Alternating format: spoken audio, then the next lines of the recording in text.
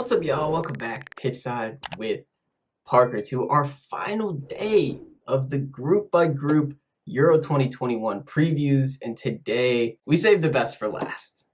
It's the group of death, Group F, France, Portugal, Germany, and Hungary. This is going to be tasty. And as I've done with the rest of the videos, we're going to take a look at the squads of the teams, their qualifying records, their history at the Euros, projected lineups, any and everything you could want to know. So if you have a specific team you're looking for, you can always just click down on the timestamps in the video and go for that team. But I would love it if you stayed around for the whole video. Also, just want to say big thank you to everybody who's been watching these. I have put probably way too much time into them, but it's been a lot of fun. And I really appreciated the support for these videos as well. So keep that up on this one. Be sure to hit that like button. Subscribe to the channel if you're new as well. Still pushing towards 500 subs, and hopefully we can reach that sometime this summer. But yeah, man, this will be the culmination of what has been quite a fun little project for me. So go ahead right now and leave your comments for how you think Group F will finish. How will it shake out 1 through 4? Who is going to make it out of the group of death?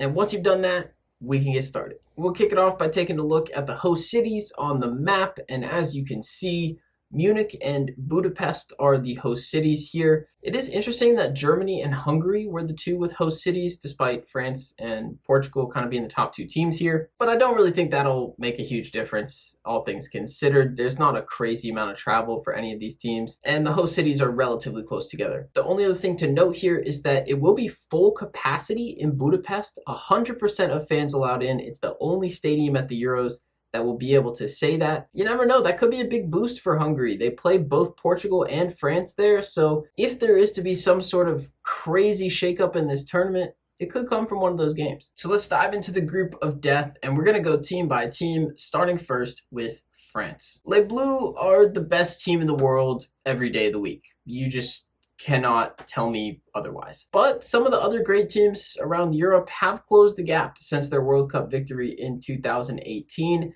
One of those, of course, being Portugal, who is in this group as well. But even with that being said, I would still say France probably have the best squad in the world, and they're still favorites in my book for this tournament. Despite being in the group of death, despite improvements around them, it's got to be France. The huge news coming into the tournament is that Karim Benzema is back in the French squad. He hasn't played for France since 2016 after he was involved in a scandal where he basically blackmailed one of his teammates over a sex tape. So yeah, you can understand why he wasn't in the team, but it took a lot to leave him out over all these years because Benzema has been one of the most prolific and consistent high-level strikers in Europe for the past 5 to 10 years. And he's really thrived ever since Ronaldo left Real Madrid and just shown that he can carry that weight on his own. So, I mean, it's going to be a huge addition to this French team where at the World Cup, you know, they started Giroud every game and he didn't score a single goal and they still won the World Cup. So imagine what they can do with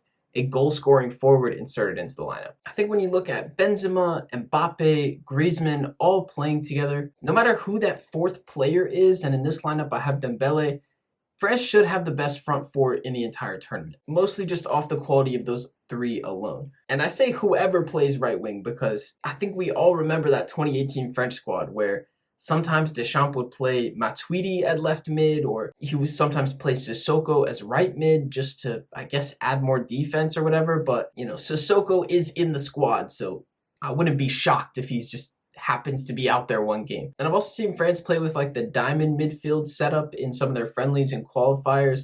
So it could just be the front 3 of Mbappe and Benzema with Griezmann in the number 10. And then 3 other center midfielders. But in any lineup, again, I think their front 3 is the best in the tournament. Their 2 center mids that I've listed in this lineup are also the best in the tournament, Kanté and Pogba. I mean, it really does not get much better than that. Kanté is the best defensive midfielder in the world. Pogba, when he plays for France, is immense. And we all know what Pogba is able to do on his day. And just having all these great ballers around him really elevates him to that next level. And people like to pick holes at France's back line, which I understand. But even that, I mean, Kimpembe and Varane are excellent center backs who both were starting center backs. It's Champions League semifinalists this year. Pavard was their right back when they won the World Cup in 2018. And I'm actually really excited for the possibility of seeing Luca Digne at left back. He's one of my favorites to watch in the Premier League, and his link up with Calvert-Lewin, his delivery from the left side is excellent. He's not as good defensively as Lucas Hernandez, so I think there's a strong chance they go with Lucas Hernandez at left back. Although I will say, I think the biggest snub of this French team was Theo Hernandez. He plays for AC Milan. He was the best left back in Serie A this season.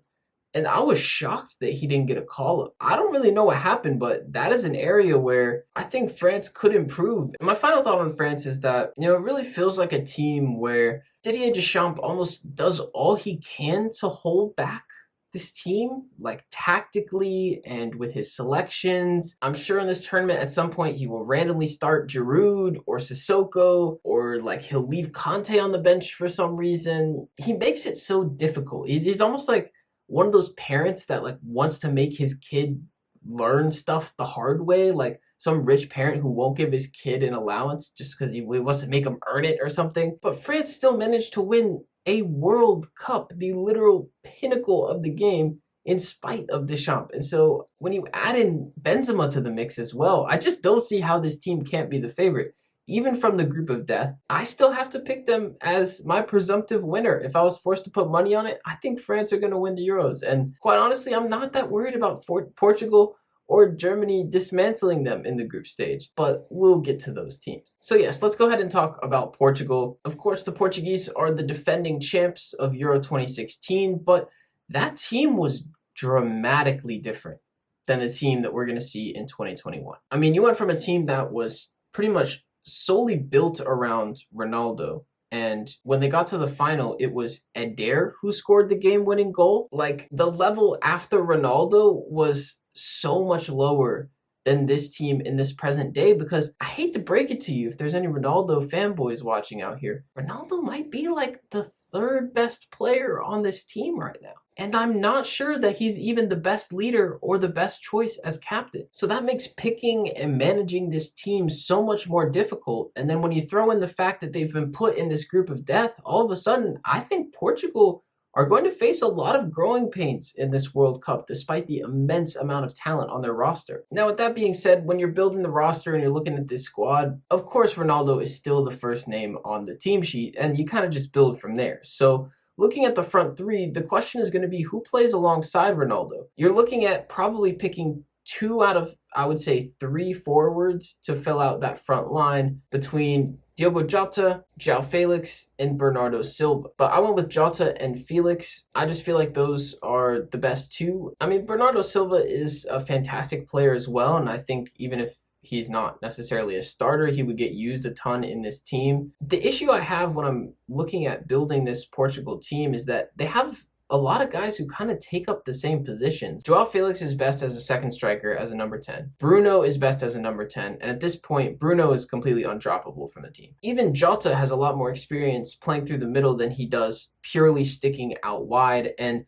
Bernardo Silva is a number 10 as well. So even if you play him nominally as a right winger, he's always going to be looking to cut back inside, get on his left foot, set it up for other people, and be on the ball. I just think that that's one of the troubles that Fernando Santos is going to have with this team, is that they have so many players who are alphas, who all like to play in similar spaces on the field. You have to deal with the egos of all of these players as well. And obviously I'm not in the camp, but I just have to imagine that it's going to be very hard for like 4 or 5 players to all collectively step down from the roles they're used to with their club teams, or even with the national team in the case of Cristiano Ronaldo. Looking at the midfield, as I said, I think Bruno has to be in there as your number 10. And then Danilo Pereira, I would say, is most likely to play as that defensive midfielder, anchoring that formation and giving freedom to the guys ahead of him. And the third midfield spot is up in the air. I mean, it's hard to imagine a Portugal midfield without João Moutinho or Ruben Neves or both, but they're starting to get a little older, and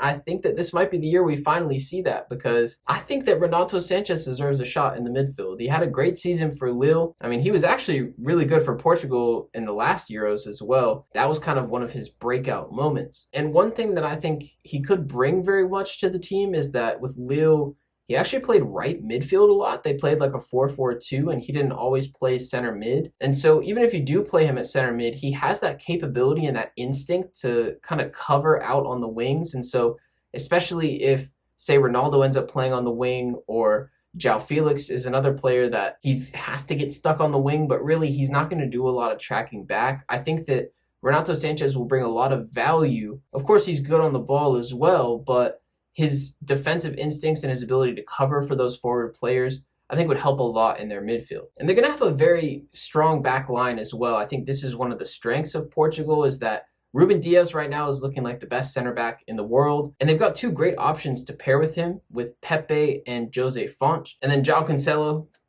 might have looked like the best right back in the world this season for Manchester City. And Rafael Guerreiro on the other side playing for Dortmund. So they're pretty covered at that position too. If you only looked at Portugal's roster, it's very easy to think of this team as a guaranteed semifinalist, one of the 4 best teams in the tournament for sure. But I really am concerned about how they're actually going to get all these players, specifically the attackers, to fit together, and how will Ronaldo embrace his role? I think that this Portugal team will be able to accomplish the most if Ronaldo is willing to take a step back, not demand the ball all the time, not demand to be the leader and the captain, and let some of these other players do the heavy lifting for once. Like, bro, you could just be a poacher and this team will be excellent. But I'm not sure that Ronaldo actually has that in him to cede that level of responsibility. You know, he's almost like that big brother, or like that like single mom or something, who is like, no, I have to do it. I have to provide for this team. This is my team. I have to bring it to glory. It's just not the case anymore for Portugal like it was in 2016. So a lot of it's going to come down to whether Fernando Santos can find the right mix and be able to kind of stroke all the different egos in the correct way to make this Portugal team tick. If he does, again, I think they could be a juggernaut and they could win the whole thing. But I think it will take time. And when you're posed with the threats of France and Germany in the group stage, I'm a little worried about how this will work out for Portugal. If I had to predict it, I think they will finish second place in the group, and then they will face a shocking round of 16 exit to England at Wembley Stadium. The third member of the group of death triumvirate is Germany, and they're really a team that is in flux. They crashed out of the group stage at the last World Cup in Russia, and then they had several players retire. They've gone through some very inconsistent results. The team is just a complete mess. Somehow, Jogi Löw has kept his job through all of it, but he has announced that he will step down after the Euros this summer, and Bayern manager Hansi Flick will take over. But now they're in this weird spot where they know he's outgoing. Expectations were going to be kind of low. They've still got a great player base, but then they've been drawn into the group of death, and they're kind of the meat in the sandwich between Portugal and France. Heading into the tournament, Jogi Löw made some bold selections by recalling players that previously had retired from Germany, including Thomas Müller and Mats Hummels. And so with them in the fold, I mean, this German team is not going to be short of talent at all. But the issue when you look at the squad is that it's almost like 80% center mids and center backs. And I'm just not sure how they all fit on the field together. And I'm not sure that Jogi Löw is either. Over the past calendar year, Löw has played both 3-back and 4-back formations, but when you look at the results of both of those, in the 3-back, they're undefeated with 3 wins and 3 draws. And in 4 at the back, they have 2 wins, 2 draws, 2 losses, so a bit more split. And one of those losses was the 6-0 to Spain, and the other was the infamous loss to North Macedonia. So I can't really envision Jogi Löw going back to a back 4 at this point. One of the reasons for that is that there isn't much depth at fullback for this team, and so it's easier for them to just play the 3 center backs. They can play somebody like Gosens on the left side, who's more of a left midfielder, but can play in a back 3. But then it leaves them in a bit of a stitch in the middle. And that's the reason I don't even really love this lineup that I've come up with that's on the screen, even though I do think they'll play 3 at the back, because it only allows you to play 2 center midfielders. And the ones I've gone with in this formation are Gundogan and Goretzka, because I feel like they could do the most in kind of box-to-box roles if there's only going to be 2 midfielders. But you're leaving out Toni Kroos. You're leaving out Joshua Kimmich. You're leaving out Thomas Müller. That midfield 3 would probably be one of the best midfield 3s in the world. And in this formation, they could potentially all end up on the bench. It's a case of, you know, the 3-back formation has gotten results for them. It wouldn't be able to give playing time to all their best players. And so what do you go with if you're Jogi Low? I mean, if you put Germany's 11 best players out on the field and stacked them up against pretty much any other team in the world, they would look pretty good. The issue is that it's just so unbalanced, and between not having fullbacks and not really having a consistent goal scorer with the way that Werner is in front of goal, and then just the general, I don't know, lack of confidence that has been spread through this German team over the past year or two, I don't have a lot of faith in them to perform particularly well in the group of death. The silver lining, of course, is that third place teams can make the knockout groups. And so as long as they are able to dispatch Hungary and score a handful of goals, they should end up in pretty good position to get one of those spots in the round of 16. And if they did so, again, I think they have the talent to potentially make a run. Finally, we will wrap up Group F by talking about Hungary. And I just feel bad for Hungary. Like, they did not deserve this at all. Nobody deserves this. Nobody deserves to be put in a group with France and Portugal and Germany. Getting put in this group is like being told you have to pass a physics exam, a calculus test, and write a 50-page thesis all on the same day. And then as soon as you wrap your head around that and you're about to get started, they take away your calculator and they take away your pencil. That's how Hungary feel going into this tournament, because looking at the squad, they're going to be without their best player, Dominik Szoboszlai, who Arsenal fans will certainly be in tune with, and all the transfer market vultures out there will know.